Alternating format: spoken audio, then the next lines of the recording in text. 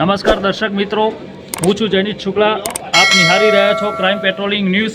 અમદાવાદ શહેરની અંદર અત્યારે ઇન્ડિયા કોલોનીની અંદર અમે રમેશનગર પહોંચ્યા છીએ। ત્યાં અમદાવાદ મ્યુનિસિપલ કોર્પોરેશનનો જે ચૂંટણીનો બિંગલ ફૂંકાયું છે, ત્યારે અમારી સાથે કોંગ્રેસના એવા ઉમેદવાર અહીં જોડાઈ ગયા છે। ચારે ચાર ઉમેદવાર જે ચારની પેનલ છે તે અમારી સાથે જોડાઈ ગયા છે। ભૂતકાળની અંદર મારી કોંગ્રેસની 95 પહેલાંની મારી સરકાર માત્ર 100 રૂપિયા ટેક્સ લેતી હતી અને 13 પ્રકારની સુવિધા હતી। રોડ રસ્તા, કાકા કોર્પોરેશન ઇલેક્શન છે, રોડ રસ્તા, પાણી, ગટર, હોસ્પિટલ, લાઇબ્રેરી, ફાયર બ્રિગેડ, પુસ્તકાલય, સિનિયર સિટીઝન ગાર્ડન, જે મ્યુનિસિપાલિટીના 30 વર્ષના શાસનની અંદર તમે જો અમારા 95 પછી ત્યારે એ સમયે અમે હોસ્પિટલ સંપૂર્ણ મફત, કેમ કે જવાબદારી આ જનતા ટેક્સ ભરે છે ને, કોઈ પણ સરકાર સુવિધા આપે એમાં કંઈ નવાઈ નથી કરતી। આ કાળા પરસેવાના ટેક્સના રૂપિયાના અમે બધા વહીવટ કરતા, જ્યારે કોંગ્રેસ પાર્ટી હોય કે ભારતીય જનતા પાર્ટી। પણ તમે એક સવાલ મને પૂછ્યો કે ભાઈ તમે આવશો તો શું કરશો, તો ભૂતકાળની અંદર અમારી જે હોસ્પિટલ ભાજપના નેતાઓ કહે છે ને કે કોંગ્રેસે શું કર્યું, મારા મિત્રને યાદ કરાવું, તમે જે જન્મે ને એ હોસ્પિટલ પણ મારી કોંગ્રેસે બનાવી અને તમે જે ભણ્યા એ સ્કૂલો પણ અમારી બનાવેલી। અને આજે તમે જે ભાષણો આપી દે છે ને એ કોર્પોરેશન શાસન પણ અમારા કોંગ્રેસના નેતાઓએ બનાવ્યું। અમે કોણ નહીં કહીએ, અમે જૂઠું નહીં બોલીએ, જોરથી નહીં બોલીએ। ભારતીય જનતા પાર્ટી જૂઠું બોલવું, વારંવાર બોલવું, અને તમે કીધું તમારી સરકાર આવશે તો શું કરીશ। ભૂતકાળની અંદર આ જ વિસ્તારમાં મારી માતાઓ બેઠી, મારો વિસ્તાર અમારો ઘર છે। ભૂતકાળમાં 15ની પેનલ આજ મારી માતાઓ બહેનોના આશીર્વાદથી 4-4ની પેનલ હતી। તો આ વિસ્તારની અંદર સૌથી પહેલાં મારી બહેનોને પાણીની તકલીફ હતી। આ સોમનાથની અંદર પાણીનો બોર બનાવ્યો ભાઈ યશવંતભાઈ યોગી, મારી પેનલને હું ધન્યવાદ આપું છું। એ સમયે આ જનતાના આશીર્વાદથી આ વિસ્તારની અંદર 3 પાણીના બોર બનાવ્યા, હીરાની અંદર, સોમનાથની અંદર અને પાછળની ચાલી।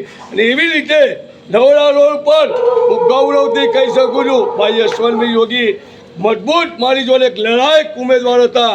અને એ સમયે નવડા ચાલીઓની અંદર પણ પાણીની સખત સમસ્યા હતી। ફાયર બ્રિગેડની અંદર પાછળ ટાંકી જો એ ભાઈ યશવંત યોગીના પ્રતાપે આજે હું એને જાહેરમાં ખૂબ હૃદયપૂર્વક અભિનંદન આપું છું। એટલે જ પાર્ટીએ નિશ્ચય કર્યો, કોંગ્રેસના 4 ઉમેદવાર તમે જુઓ, તુલસીભાઈ પટેલ, પ્રેમીલાબેન યોગી અને અલકાબેન પટેલ। અને આ વિસ્તાર હંમેશા માટે મધ્યમ ગરીબના, તમે જો SG હાઈવે કેમ ભાઈ VIP રહે છે, માન્ય ગૃહમંત્રી રહે છે, માન્ય CM સાહેબ રહે છે।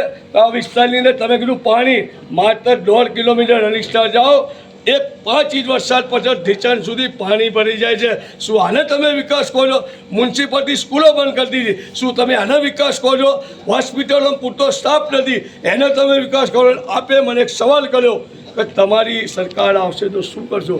મારા યુવાનોને રોજગારી મ્યુનિસિપલ કોર્પોરેશનની અંદર 11,000 જે ખાલી જગ્યાઓ છે એ ડંકાના ચોટે મેં ફરી બનાવ્યું, ખાતરી આપું છું।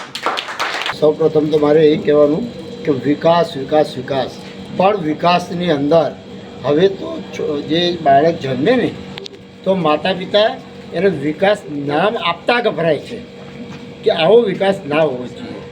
જે વિકાસના નામે લોકોની લૂંટ ચલાવે અને જે લોકોની ઉપર ત્રાહિમામ પોકારે, અત્યારે એટલો મોંઘવારીનો મરડો આવી ગયો છે, તો એવો વિકાસ ના હોય તો વધારે સારું।